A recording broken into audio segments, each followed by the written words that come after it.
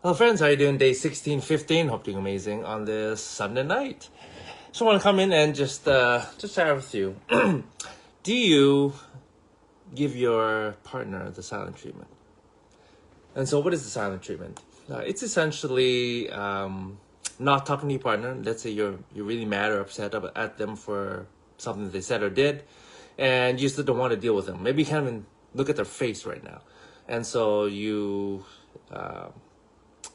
essentially you don't acknowledge them, you don't talk to them, you don't deal with anything, and you just are stonewalling and basically shut down.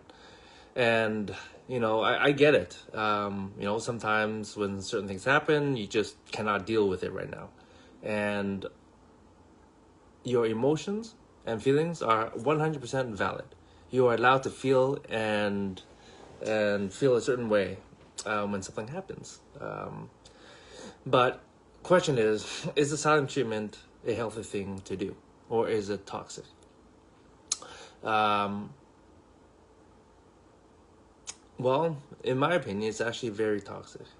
Um, if you really think about it, it is emotional and mental abuse. Typically, it's manipulative. You're trying to control another person. Um, but then the question is, why do you do it?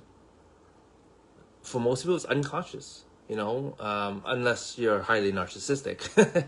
But that's actually a small percentage of people. And typically, when we try to control somebody else, whatever means it is, I'm just using the silent treatment as an example.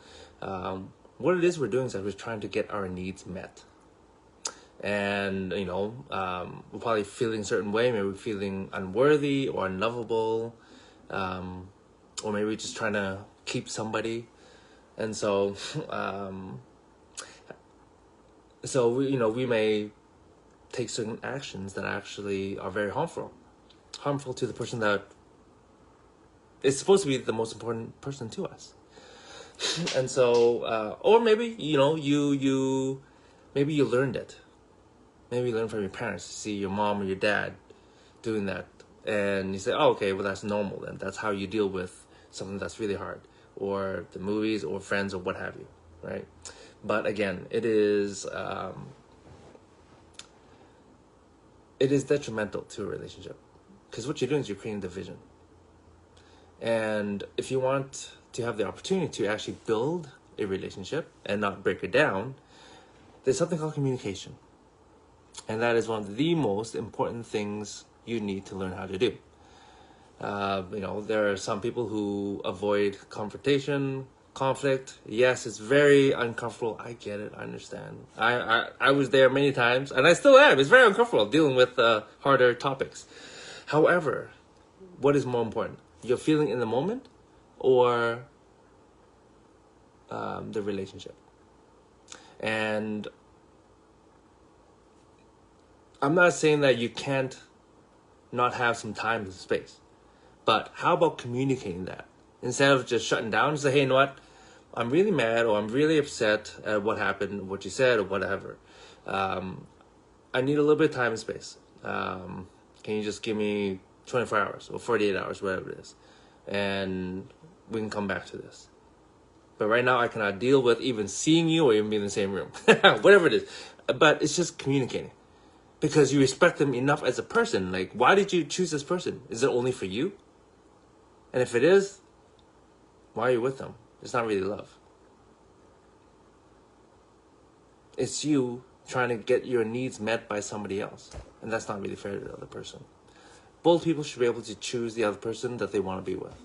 Right? But I get it. A lot of us are very unaware of our triggers, our traumas, our hurts. And, it's a never-ending journey. I learn something all the time. My gosh, I look back, I'm like, oh my gosh, I did that? Woo! Not good. But if you always have the mindset to learn and grow through conflict, through hard times, then you'll be able to actually have the opportunity to have something amazing and great in the future. You just have to pay the price now. And obviously it's not fun, it's not comfortable, but it is worth it. It's always worth it to learn something and to grow through it. Okay, that's what life is, in my opinion. It's just a growth journey. Okay, it just depends what your mindset is at.